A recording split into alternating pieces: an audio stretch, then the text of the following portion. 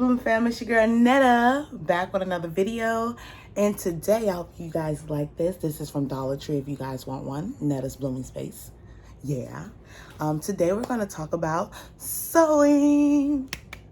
Finally, girl, you're doing what your niche is supposed to be. You're finally talking about sewing again, right?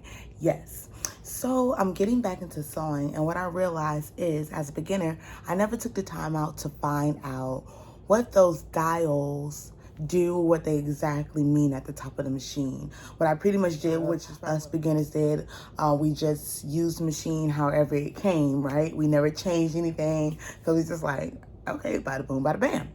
However, it's important to know if you're going to go or dive deeper into sewing exactly what those are. So that's what I'm here today for. So let's get right into it.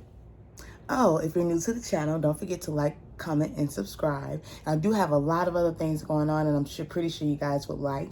I am getting a hedgehog soon. If you want to know why, I'm 25. If you want to know why I'm doing that, comment below.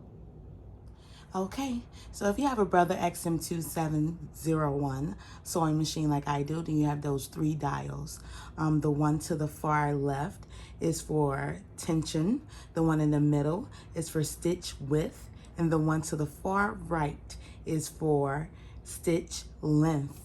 And today we're going to be talking about stitch length, right? So we're going to be talking about stitch length. Okay, so my dial, this is for stitch length. My dial, I'm going to bring it all the way to the 0, is from 0, F through 4.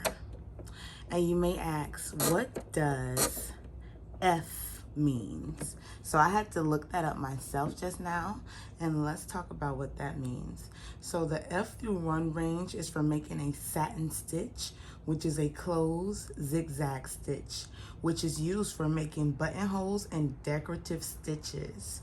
The setting 0 is for material that is not fed.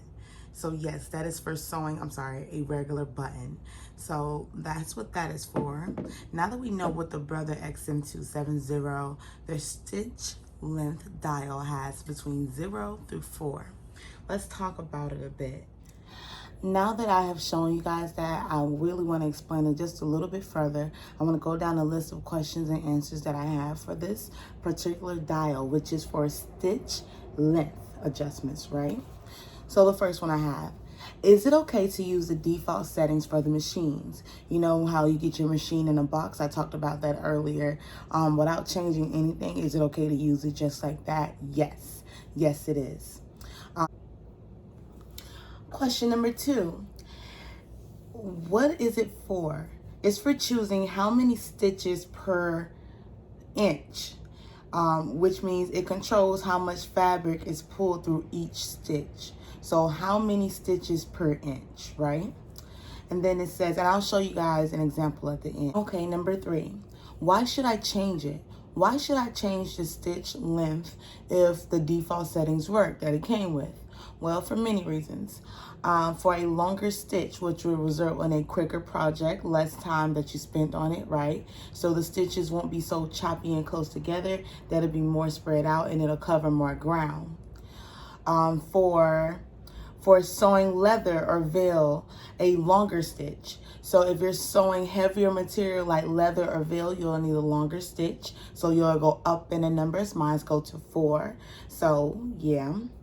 And this will reduce the amount of holes is in the fabric. So it's really not too good to put that many holes in leather or veil if you're sewing that. And that by increasing the stitch length, that will save you from that. Next, for top stitching, it results in a professional look. So some people prefer doing a top stitch. It results in a more professional look. However, it's not that quick. So people do prefer to use the longer stitch. Lightweight fabrics and sheer fabrics require shorter stitch length to prevent pulling.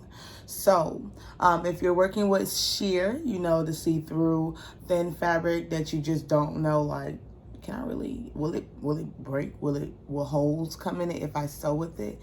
That's when you're gonna use a shorter stitch length. So you're gonna go down in the numbers. You won't go to 0 or F, or you know what I'm saying, but you'll go down in numbers so that your stitch can be shorter so that it won't pull. That'll prevent that. Next, longer stitch for heavier fabrics. We already addressed that. Fabrics like leather and veil. Next, shorter stitch means stronger seam. So if you're using a shorter stitch, then that definitely means you're going to have a stronger seam. You know, that's just common sense. If they're close together, then there's less chance of it pulling away, getting ripped, and it's just popping out, right? Becoming unraveled. So that's what that shorter stitch will do. It will create a stronger seam. And then lastly, shorter stitch is better for smooth curves. That's a good one. So I never really understood exactly what, even when I was finding out exactly what would benefit me from knowing about, you know, stitch length and why should I adjust it. And that's one of the major ones for me, for better curves, smoother curves. So if you're trying to, you know, get in there like I am, then that's a key thing to note. And then the last few things that I have about it really quick is a good stitch length. So standard machines are 0 to 4. A good standard stitch length would be around about 2.5, right? For medium weight, like cotton, like shirts. For lightweight fabrics like sheer, between 1.5 and 2.5, you can fill it out, you know, get a feel for it by trying out, as you always should, try out a piece of fabric before you just go jumping into a project and don't have extra fabric. And then lastly, quilting is suggested between 2.5 and 3.0, and which will result in between 8 to 12 stitches per inch. So you can always count that yourself. But yes, to each its own. You can always look these adjustments up, which would be best for whatever fabric that you're using exactly. What I will say is I have been working with the standard up until today. I will be adjusting that machine because I did try to sew with some silk fabric one time, and yeah, it kept gathering, scrunching, and pulling. So yeah, I should have used a shorter stitch length. So I should have went down in it, right? I should have did between 1.5-ish, around that area. So that's pretty much what it is. If you guys have any questions, please feel free to comment below. Don't forget to comment, like, and subscribe. My name is Netta, and I welcome you all. This is a blooming space because we learn things and we, you know, try to just get better in this crazy world. And I will be addressing those other two buttons, the tension and the stitch width, so that we can get real familiar with our sewing machine. So at a drop of a dime, at a moment's notice, we'll be able to sew whatever we want, wherever we want, okay? Yeah, and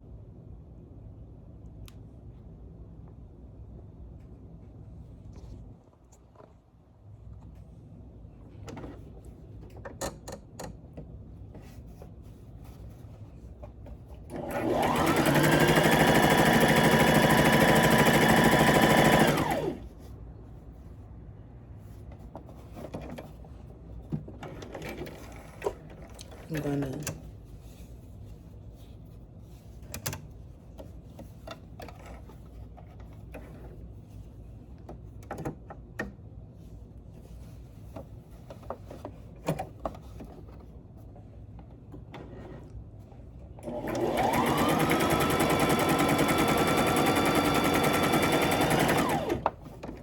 so that's one.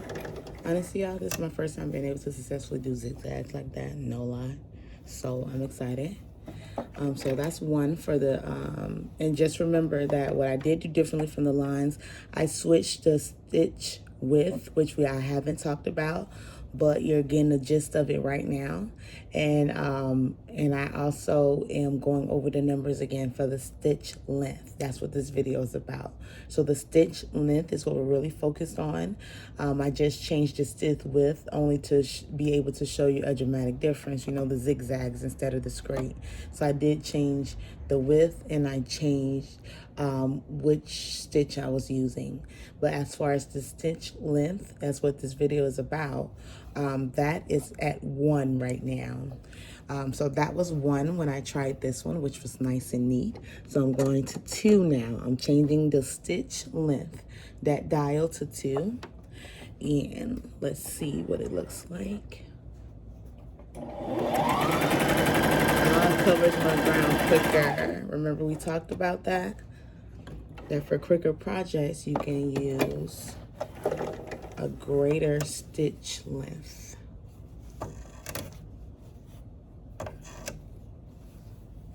You can definitely see those differences. So let's go to 3.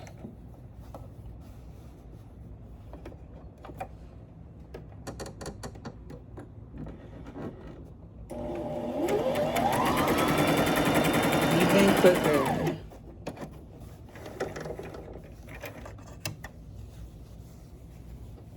Y'all see that? 1, 2, 3. So now let's go to 4. Let's see how big it gets.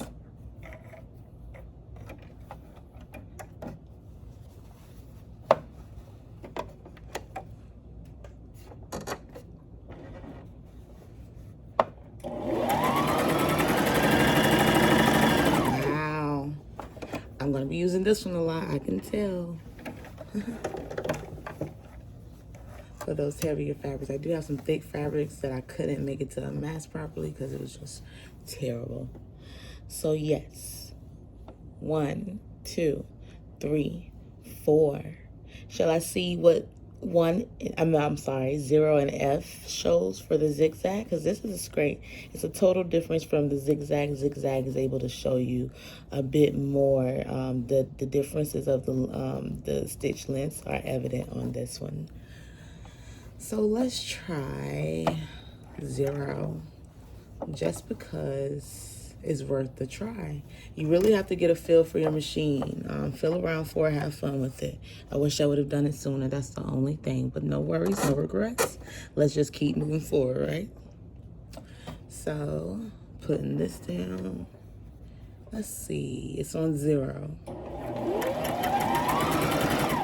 Ah, that's for that buttonhole, huh?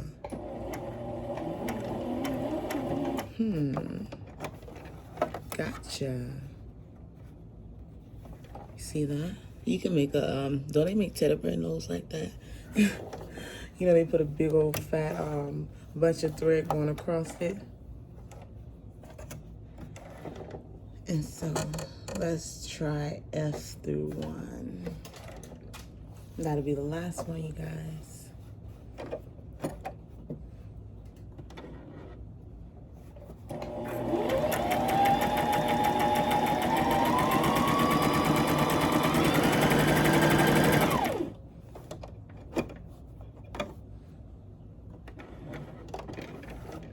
And so that's how we make our buttonhole. Nice. So let me just end this, and there you go.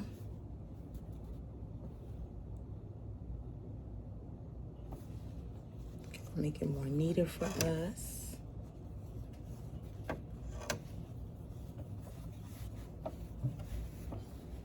There we go.